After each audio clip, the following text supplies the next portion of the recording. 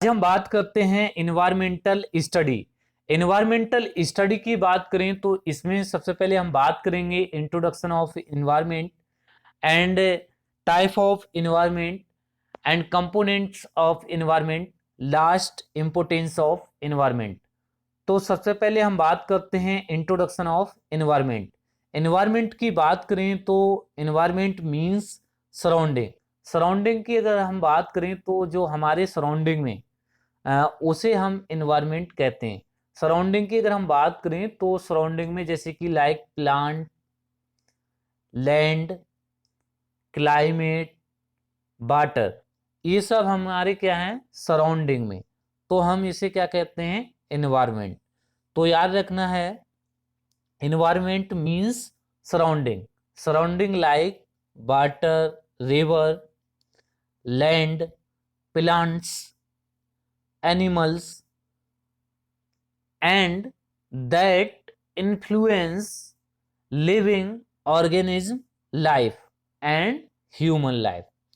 तो याद रखना है everything everything that surround us, जो भी चीजें हैं वो हमारे सराउंडिंग में हैं तो हम उसे इन्वायरमेंट बोलेंगे।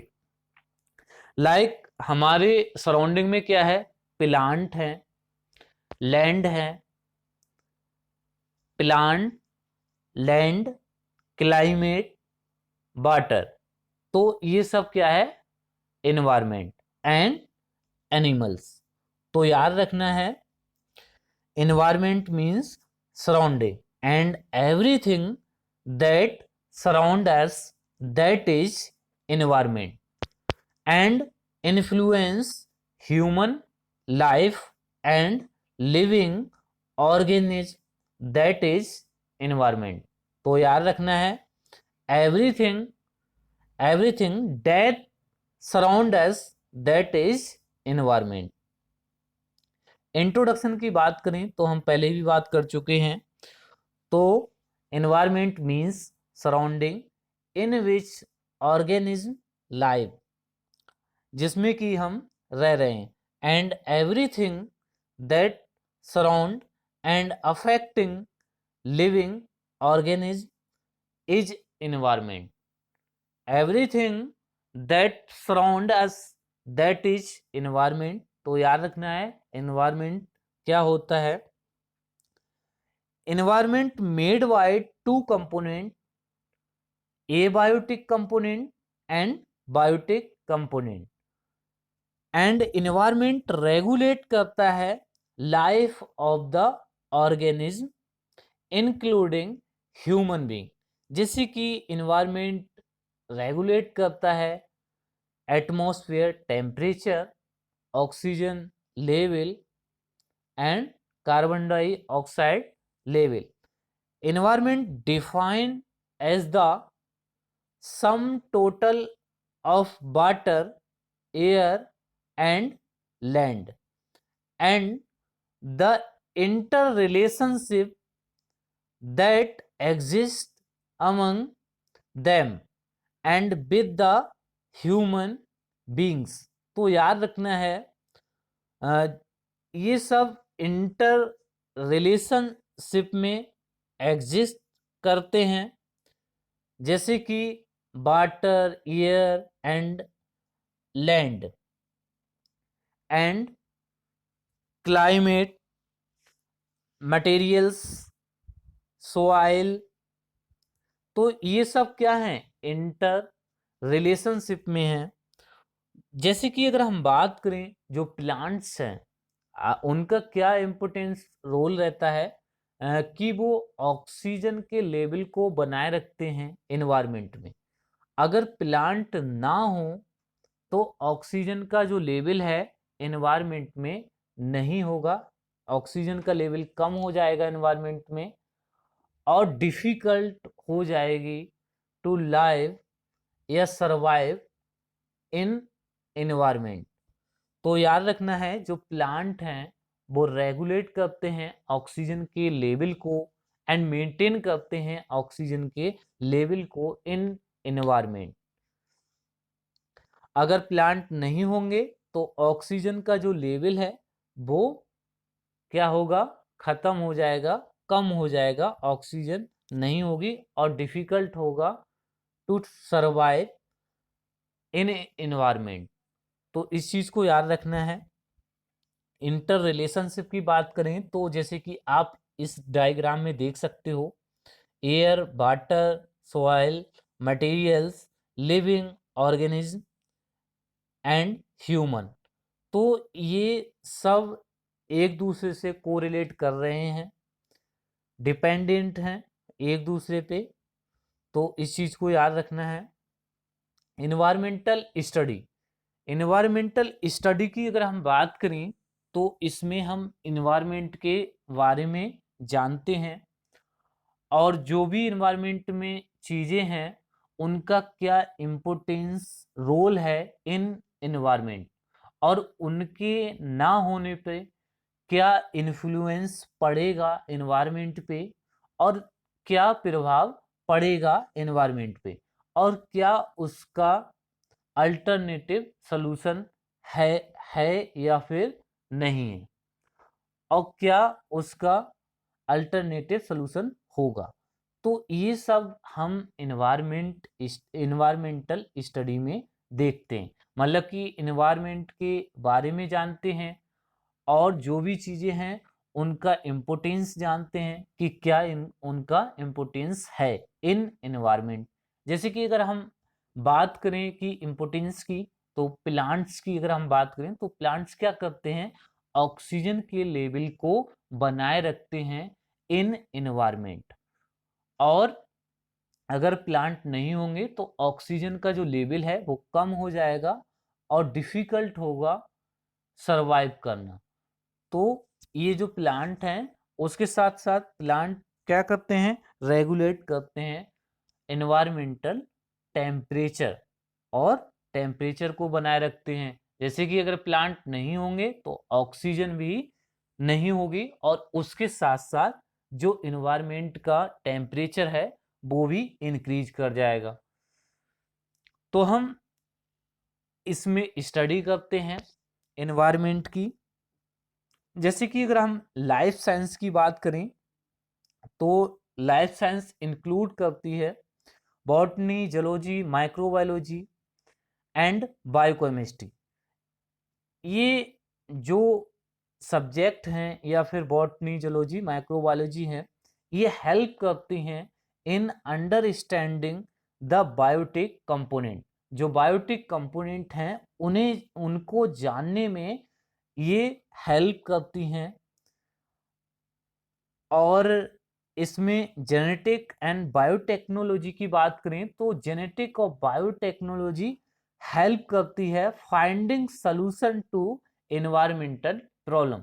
जो जेनेटिक एंड बायोटेक्नोलॉजी है वो हेल्प करेगी finding of the environmental problem. जो इन्वायरमेंटल प्रॉब्लम है उनके सॉल्यूशन को फाइंडिंग करने में हेल्प करती हैं जेनेटिक एंड बायोटेक्नोलॉजी। अगर हम बात करें जैसे कि फिजिक्स केमिस्ट्री, जो फिजिक्स केमिस्ट्री है तो ये हेल्प करेंगी physical and chemical structure of abiotic component को जानने में। जो फिजिक्स केमिस्ट्री हैं ये हेल्प करती हैं understanding the physical and chemical structure of abiotic component. तो ए बायोटिक कंपोनेंट को जानने के लिए हेल्प करेंगी फिजिक्स केमिस्ट्री। जैसे कि अगर हम मैथमेटिक्स की बात करें एंड स्टैटिस्टिक्स की बात करें एंड कंप्यूटर साइंस की बात करें तो ये हेल्प करती हैं एनवायरमेंटल मॉडलिंग में। और इकोनॉमिक्स एंड मैनेजमेंट की अगर हम बात करें तो ये हेल्प करते हैं डेवलपमेंट एक्टिविटी। जो इकोनॉमिक्स हैं एंड मैनेजमेंट हैं ये जो सब्जेक्ट हैं ये हेल्प करेंगे डेवलपमेंट एक्टिविटी में। And engineering and chemical engineering, nano technology, ये जितनी ये टेक्नोलॉजी हैं ये हेल्प करती हैं pollution management and pollution treatment and जैसे कि waste waste management and treatment में हेल्प करती हैं engineering and technology. Environmental education and mass communication की अगर हम बात करें तो ये हेल्प करते हैं अवेयरनेस, मतलब कि पीपल को अवेयर करने में ये हेल्प करते हैं। इन्वायरमेंटल एथिक्स की अगर हम बात करें तो जैसे कि इन्वायरमेंट जो एक्ट लगते हैं जैसे कि वाटर पॉल्यूशन एक्ट, जैसे कि इनकी हेल्प से पॉल्यूशन को रोका जा सके और इन्वायरमेंट जैसा है उसे बनाए रखना लॉन्ग टाइम तक। तो ये जो इन्वायरमेंटल एथिक्स हैं ये वर्क करते हैं कि इन्वायरमेंट जो है क्लीन रहे, जैसे कि जो एक्ट लगे हैं तो उनका पूरा पालन होता है। Basic component of environment, basic component की बात करें तो two type of component of environment, abiotic component and biotic component. Biotic component की अगर हम इसमें बात करें तो इसमें क्लाइमेट आ जाता है जिसमें कि energy, temperature, air, light and mountain, water resources, soil elements, तो ये सब क्या है एबायोटिक कंपोनेंट। अगर हम बायो कंपोनेंट्स की बात करें तो लिविंग बीइंग्स आ गए इसमें, जैसे कि आपके human, animals and plants and micro organism, flora, land, ये सब क्या है बायोटिक कंपोनेंट। तो आप जान ही गए होंगे एबायोटिक कंपोनेंट्स क्या हैं, जैसे कि क्लाइमेट, अर्थ, सॉइल, ये सब क्या हैं एबायोटिक कंपोनेंट। अगर हम बायोटिक कंपोनेंट्स की बात करें तो जैसे कि एनिमल्स, प्लांट्स एंड ह्यूमन भी। एलिमेंट्स की बात करें तो एलिमेंट्स ऑफ इन्वायरमेंट, तो ये थ्री टाइप ऑफ एलिमेंट्स होते हैं। तो नंबर वन फिजिकल एलिमेंट्स, जिसमें कि फिजिकल एलिमेंट्स की अगर हम बात करें तो space, water bodies, climate, soil and biological elements की अगर हम बात करें तो इसमें plants, animal, micro organism. Number three cultural elements, cultural elements की अगर हम बात करें इकोनॉमिक, सोशल एंड पॉलिटिकल, जो कि मैन मेड है, मतलब कि ह्यूमन बीइंग के द्वारा बनाए गए हैं। टाइप ऑफ इन्वायरमेंट, अगर हम इन्वायरमेंट की टाइप की बात करें तो फिजिकल इन्वायरमेंट, जिसमें कि हम क्लाइमेट के बारे में जानते हैं और जो क्लाइमेट है उसका क्या इन्फ्लुएंस, क्या प्रभाव पड़ता है ह्यूमन बीइंग पे या फिर लिविंग ऑर्गेनिज्म पे। तो जैसे कि अगर हम बात करें कुछ कोल्ड कंट्रीज होती हैं, जो कंट्री हैं कोल्ड कंट्री हैं ज़्यादा, तो वहाँ के जो पीपल हैं वो आपको वाइट कलर के दिखेंगे, और जो हॉट कंट्री हैं वहाँ के जो पीपल हैं वो डार्क कंप्लेक्शन के दिखाई पड़ेंगे आपको। सोशल एनवायरनमेंट की अगर हम बात करें तो जो सोशल एनवायरनमेंट में जैसे कि जो ह्यूमन बीइंग है उस वो सोशली कनेक्टेड है, अपना एनवायरनमेंट बना चुका है कि अपने मतलब कि घरों का डेवलपमेंट करना या फिर अर्बनाइजेशन करवाना, शहरों का डेवलपमेंट करना, तो ये सब सोशल एनवायरनमेंट में आ जाता है। और साइकोलॉजिकल एनवायरनमेंट की अगर हम बात करें तो everyone have a psychological environment, मतलब कि individual have a psychological environment, सबका एक अपना साइकोलॉजिकल एनवायरनमेंट है। सब अलग अलग एनवायरनमेंट में रहना पसंद करते हैं। कभी कभी ऐसा होता है कुछ जो लोग होते हैं वो मतलब कि एनिमल के साथ रहना पसंद करते हैं, एनिमल्स के साथ रहना पसंद करते हैं, उनके साथ ही रहना पसंद, कुछ नहीं करते हैं, अवॉइड कर देते हैं इन चीज़ों को। तो ये अपनी अपनी साइकोलॉजी है। और कुछ ऐसा भी होता है इसमें साइकोलॉजी में अगर हम बात करें, कुछ जैसे कि जो बगीचा है, बगीचा बना लेते हैं, तो वहाँ पर माइंड सेटअप कर लेते हैं, कुछ वहीं पे रहते हैं, या फिर उन्हें कुछ ऐसा लगता है कि जैसे कि बगीचे में घूमने से कुछ अलग तरीके के कुछ मतलब कि जो स्ट्रेस है वो कम हो जाता है, या फिर बाहर कहीं घूमने से माउंटेन पे घूमने से स्ट्रेस कम हो जाता है कि वहाँ वो उस वाले माउंटेन पे घूमना है। तो ये सब अपनी अपनी साइकोलॉजी हैं, इंडिविजुअल बेसिस पे हैं। और कुछ ऐसा भी माना जाता है, जैसे साइकोलॉजिकल एनवायरनमेंट की अगर हम बात करें, तो कुछ जो मतलब कि जो जो जिनका इम्पोर्टेंस बहुत ज़्यादा है एनवायरनमेंट में, उन चीज़ों को साइकोलॉजिकल कोई ना कोई थ्योरी बना दिए, और उन उससे क्या होता है, वो चीज़ें सेफ रहती हैं, और जब वो सेफ रहेंगी तो वो लॉन्ग टाइम तक बनी रहेंगी एनवायरनमेंट में। जैसे कि अगर हम बात करें पीपल के पेड़ की, तो पीपल के पेड़ पे भी कोई ना कोई साइकोलॉजी बना दी गई है, जिससे कि जिसकी वजह से क्या होता है, पीपल के पेड़ों को काटा नहीं जाता है और उनकी पूजा की जाती है। और उनकी जो देखा जाए एग्जैक्ट, तो उसमें देखा जाता है कि जो पीपल का पेड़ है वो सबसे ज़्यादा ऑक्सीजन देता है। सबसे ज़्यादा ऑक्सीजन जो देने वाला है वो पीपल का पेड़ है। तो उस वजह से क्या किया, उस पे कोई ना कोई साइकोलॉजी डेवलप कर दी, और जिसकी वजह से क्या हुआ, पीपल के पेड़ को लोग नहीं काटते हैं, और पीपल का जो पेड़ है काटा नहीं जाता है, और इसकी वजह से जो एटमॉस्फेयर में ऑक्सीजन है वो ऑक्सीजन का लेवल बना रहे, ये साइकोलॉजी डेवलप की गई थी। तो ये अलग-अलग साइकोलॉजी हैं। तो टाइप ऑफ एनवायरनमेंट की अगर हम बात करेंगे, तो फिजिकल एनवायरनमेंट, जिसमें कि हम क्लाइमेट के बारे में जानते हैं। सोशल एनवायरनमेंट, जो कि ह्यूमन जो बनाया गया है ह्यूमन के द्वारा, जिसमें कि कल्चरल एक्टिविटी हैं, डेवलपमेंट हैं, अर्बनाइजेशन है। एंड साइकोलॉजिकल एनवायरनमेंट अपनी एक अलग-अलग सबकी साइकोलॉजिकल एनवायरनमेंट है। कोई एनिमल के साथ रहना पसंद करता है, या फिर किसी भी जो चीज़ है उसका ज़्यादा इम्पोर्टेंस है हमारे एनवायरनमेंट, तो उस पे साइकोलॉजी डेवलप की जाती है। जैसे कि मैंने पीपल के पेड़ का एग्जाम्पल दिया था।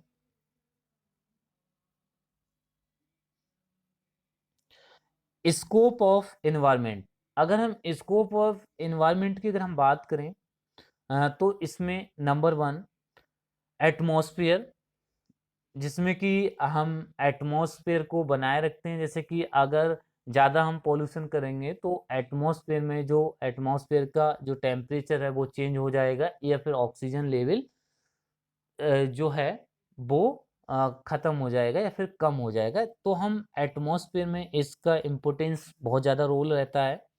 हाइड्रोस्फीयर की अगर हम बात करें, तो जैसे कि वाटर रिसोर्सेस हैं, उनमें स्कोप रहता है। जो वाटर है अगर उससे कंटामिनेटेड, जैसे कि अगर हम जो पॉल्यूशन है ज़्यादा, अगर कंटामिनेटेड जो सब्सटेंस है अगर वाटर में जाएगा, या फिर गंगा और या फिर रिवर्स में बहाया जाएगा, डायरेक्ट थ्रो किया जाएगा, तो उससे बहुत ज़्यादा हार्मफुल इफ़ेक्ट आएँगे। तो इसका स्कोप रहता है हाइड्रोस्फीयर। तो इसमें वाटर रिसोर्सेस में इनका बहुत ज़्यादा इम्पोर्टेंस रहता है। अगर हम अपने जो वाटर रिसोर्स है जो मिला है, अगर उसमें ज़्यादा पॉल्यूशन नहीं करेंगे, तो वो आगे तक बना रहेगा, और जैसे कि क्या होगा कि जो लाइफ है वो स्पॉइल जो लाइफ है वो बनी रहेगी। और जैसे कि अगर कंटामिनेट अगर वाटर हो जाता है, तो उसके साथ-साथ बहुत सारी बीमारियाँ लग जाती हैं, जिसमें एनिमल्स की भी डेथ हो जाती है और ह्यूमन बीइंग की। लिथोस्फीयर की अगर हम बात करें, तो इसमें जैसे कि सॉलिड अर्थ जो कि कंसिस्ट करता है minerals, organic matters, air and water. And biospheres की बात करें, तो इसमें ये इंडिकेट करता है living organism and their interaction with environment. जो लिविंग ऑर्गेनिज्म हैं उनका इंटरेक्शन एनवायरनमेंट के साथ क्या है, तो इनका स्कोप यहाँ पर रहता है। और भी स्कोप है, आज हम डिस्कस नहीं करेंगे।